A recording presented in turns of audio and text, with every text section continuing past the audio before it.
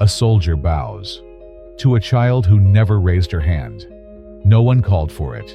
No command was given. But in that sunlit square, time stilled. The crowd kept walking. The cameras stayed off. Only silence lingered, like an answer to something unspoken. Why does a man in uniform lower his head when every rule says he mustn't? And why does it feel too late? He didn't move. Not when she looked up. Not when her small eyes searched his silence for meaning. Not even when her lips parted. Just slightly. The code said, stillness. No eye contact. No gestures. No breaks in form. No room for kindness. No room for anything but posture. And so, he stood. Like a pillar. Like tradition carved into bone. But that night, he didn't sleep. He lay in the barracks, staring at a ceiling that offered no answers. The sound of her voice, not loud, but exact. "Mom, did he see me?" He had. And that was the crack. Not in the stone, not in the uniform, but in the man inside it. That one question, soft as a sigh, split the silence he had lived inside. For years, before the uniform, before the stillness, he had been a medic. Basra, 2008. One night, one choice. A blast. Sudden, brutal, unforgiving. 2 soldiers down. 1 British, 1 American. Only one he could carry. He chose the British. The younger man, Evan Dawson, he left behind. No one blamed him. Not the report. Not the chain of command. Not even Evan's father, who never knew. But Henry did. And silence became his sentence. He asked for reassignment. Ceremonial guard. Stillness as duty. Stillness as penance. Stillness so exact that no one would ever ask why. He never told the truth. Not once. Not even to himself. Until that little girl looked up, with his name still echoing in her surname. Dawson. The name he hadn't spoken in 15 years, had just returned, wearing a blanket of flags and a face too familiar to ignore. The next morning, he changed his shift. No one questioned it. Not at first. He simply asked to return to East Gate. Same post, same hour, every day, for the next fortnight. But inside, it wasn't routine. It was waiting. Waiting for her. He didn't know her name. Didn't know her diagnosis. But something in her stillness matched his own. Not the child, but the silence she carried. It wasn't heavy. It wasn't loud. But it asked him a question he hadn't answered since the war. What does it mean to see someone and do nothing? He stood there for days, eyes forward, breath measured, back straight.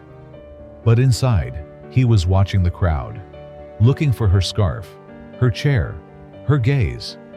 Not because he wanted to salute, but because this time, he knew he wouldn't look away. Not again. She came back. Same scarf, same blanket.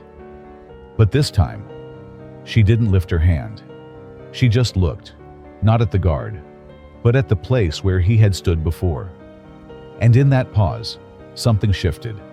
Her mother stayed further back, not pushing, not smiling, just waiting.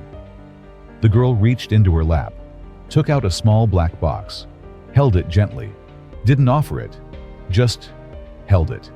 Like it wasn't a gift, but a message, not a moment, but a farewell. This wasn't a tourist visit. It wasn't spontaneous.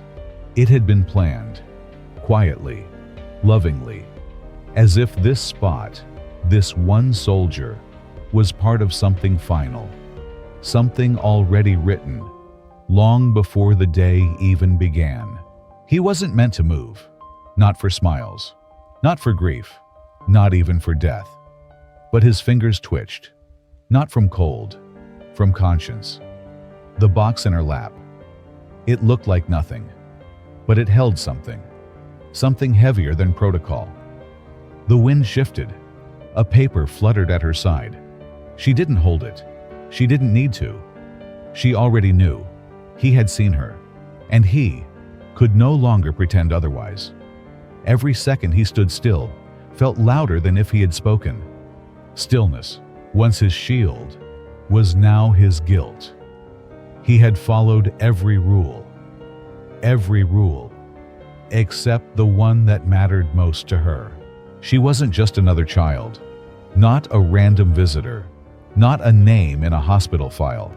She was Ellie Dawson, daughter of Evan, the boy Henry had left behind, not by choice, but by war, by consequence, by the kind of decision you survive, but never outlive. The box she held, her mother said. She made it herself. A small silver badge, etched by hand. 2 words, for honor, for silence. The same words Evan once wrote on the back of his ration card. A joke, a promise, a belief. Henry didn't speak. He couldn't. Because that box wasn't meant as a gift. It was a return. Not to the uniform, not to the guard, but to the man who once stood in the smoke and left a boy behind, who would never salute again. He remembered the heat, the dust, the smoke that didn't rise. It clung. He remembered Evan's voice, laughing, calling him the quiet medic, promising he'd visit Buckingham and make him flinch. He never got the chance, and Henry never got to say goodbye. But now, a girl with Evan's eyes was giving him a second chance, not to save her, not to speak, but to choose whether stillness was still the right thing, whether silence was still honorable. One hand on his rifle, the other trembling slightly. The weight was no longer on his shoulders. It was in his chest. And it wasn't about duty anymore. It was about debt. A debt not of orders, but of memory. He looked straight ahead, as the code demands, as tradition insists. But the weight wouldn't leave. Not from his spine, not from his chest, not from his silence. The crowd didn't notice. The cameras weren't raised, but Ellie did. She saw everything. Her hand didn't move. Her lips didn't part. But her eyes, they waited. And Henry broke. He didn't step forward, didn't speak, didn't kneel. He bowed, slow, measured, final. Not for applause, not for permission, but because something inside him had finally understood. There are moments when a soldier doesn't salute a flag, but a child who held pain with more dignity than any medal ever could. He didn't speak. He didn't explain. He didn't look back. After the bow, he stood straight once more, eyes forward, hands still. But something had shifted. Not in the square, not in the posture, but in the silence. That evening, he opened his locker, took the badge, held it in his palm, as if it still carried her warmth. He placed it above his heart, not inside, not hidden, for honor, for silence. The words no longer just hers, but his. He wore it the next morning, ceremonial, visible. No one asked, no one dared. Because the truth wasn't in what he said, but in what he was now willing to carry, publicly. He hadn't broken the silence.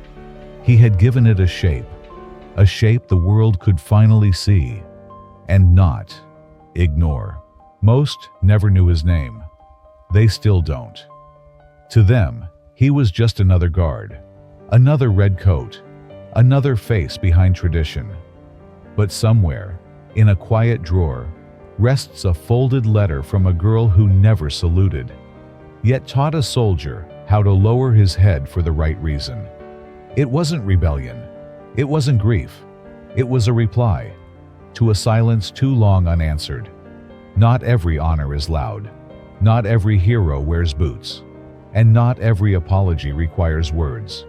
Sometimes, It only takes a moment, a bow, a breath, a stillness so human it breaks something in all of us. And maybe that's the point. Not to change the world with noise, but to remind it that in the right light, even silence can kneel. And when it does, we should listen. There comes a time when we no longer fight for medals, but for meaning.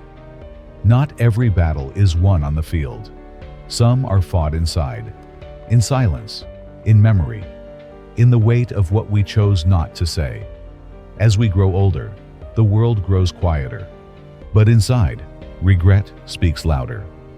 And yet, so does grace. To bow, not from defeat, but from understanding, is not weakness. It's wisdom. A man who kneels for something lost often stands taller than one who never bent at all. We cannot change what we left behind, but we can choose how we carry it, with dignity, with humility, with the quiet courage to honor the past by listening to what still echoes in us.